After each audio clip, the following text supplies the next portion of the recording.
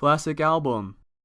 That's right, guys, another classic album. Another 10 out of 10 flawless Swancore album. Now, in my last classic album video, which was also my first, I said that to be a classic for me, an album has to have no weak songs, and I also like a cohesive theme. And in that first video, which was about Wake by Hail the Sun, the themes came through in the lyrics. So the overarching theme in the album was morbidity. Now this one's a little bit different in that the theme comes through in the instrumentals, not so much in the lyrics.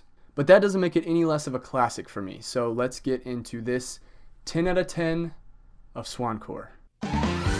Compassion by Royal Coda. Yes, Compassion by Royal Coda came out in 2019, and I have a confession to make about this album and this band.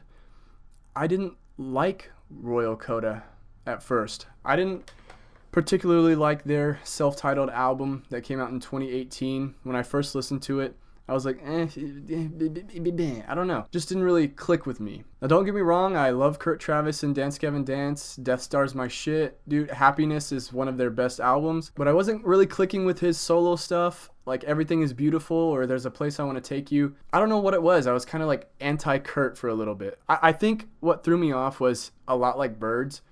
And I don't like A Lot Like Birds, but it's not because of Kurt. There's a bunch of different factors that go into me not liking A Lot Like Birds, but a lot of it is the speaking, just speaking with no melody. But now I'm all about Kurt Travis. Man, I've had Everything is Beautiful on repeat. I've had There's a Place I Want to Take You on repeat. Like, I am fucking absorbing Kurt into me, into my being. It just finally clicked with me. Like, I know what I like about Kurt now is that he's so real. It's just he's real in his lyrics, he's real in his delivery. So I grew up like playing guitar and singing with my family during get-togethers like Thanksgiving or Christmas, and I feel like when I listen to Kurt, I'm transported back there. Like, I'm listening to Kurt play guitar and sing to me with my family around, and it's really beautiful how real he is in his lyrics and his delivery. I don't know any other word to describe it except real.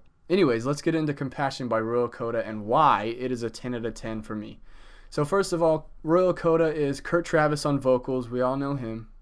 If you don't know him, what the fuck, man? Will Swan on guitar and bass. He plays bass on this album. Sergio Medina on the other guitar. And Joseph Arrington on drums. So this is one of those super bands like Cianvar was and A Lot Like Birds was. And hopefully Royal Coda stays together, unlike those other bands. But yeah, it's a super group of, people from all over Swancore. And it's a beautiful, perfect blend of these guys' talents. And one more thing, can I just say, holy shit, this artwork is fucking amazing. Like, look at this.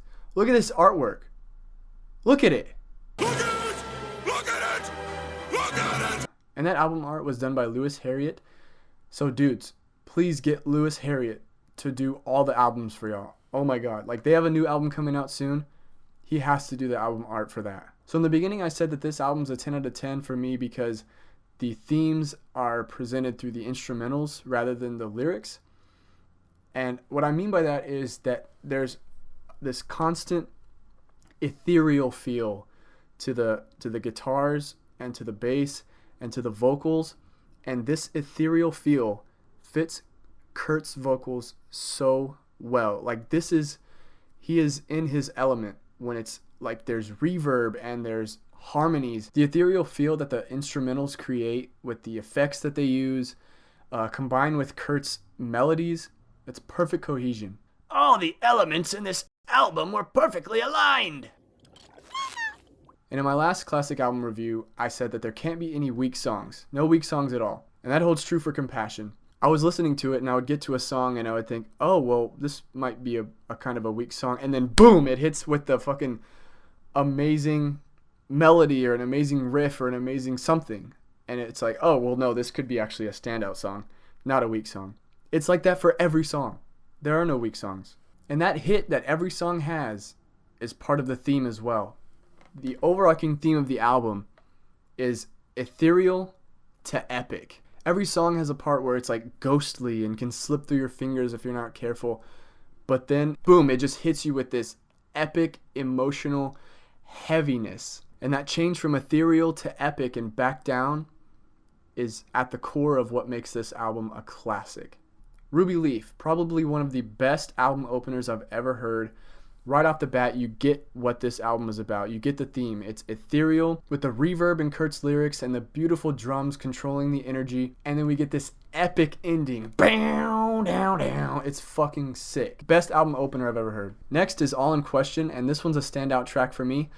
And it's all nice and dreamy until it slides down into that chorus.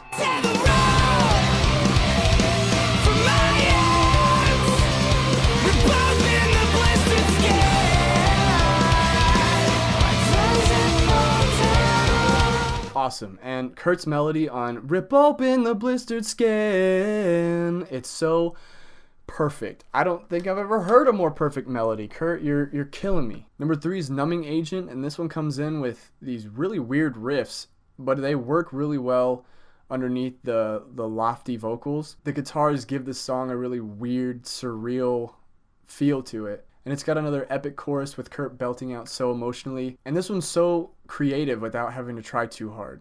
Number 4 is The Innocence Of, and this one reminds me of Kurt's solo stuff in that it's more chill and just the general vocal style on it. And I gotta say something about the drums here. They're so insane while everything else is chill, and it works so well. Like, I don't know how you can just be going off on the fucking drums and everything else in the song is really chill and it works. How? This one's going to be a standout track for me too, just because it has one of the heaviest, most badass riffs I've ever heard.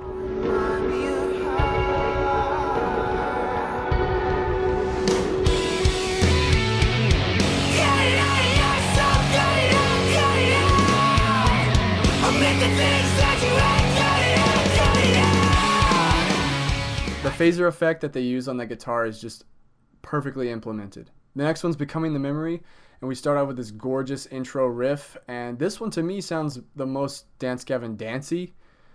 I don't know why. Maybe it sounds a little bit like Happiness to me. We got the funky bass in the verse by Will, and Kurt's just riding that beat the way only Kurt can do with his vocals. And here in my notes it just says drums in the pre-chorus, Jesus Christ. Yeah.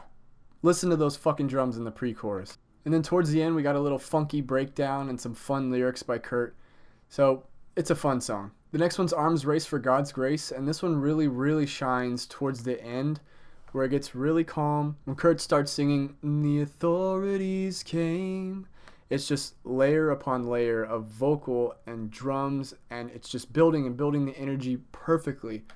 Building that energy to the huge payoff. And then we hit that epic, epic ending. Next is Don't Stay Long, featuring Donovan Malero, who I love. And his feature on this one could not be better. Reminds me a lot of CNVAR, and no shit, because it's most of the people from CNVAR. And this one's definitely a standout track for me for that perfect melody by both Kurt and Donnie in the pre-chorus and the chorus. Just listen to this shit.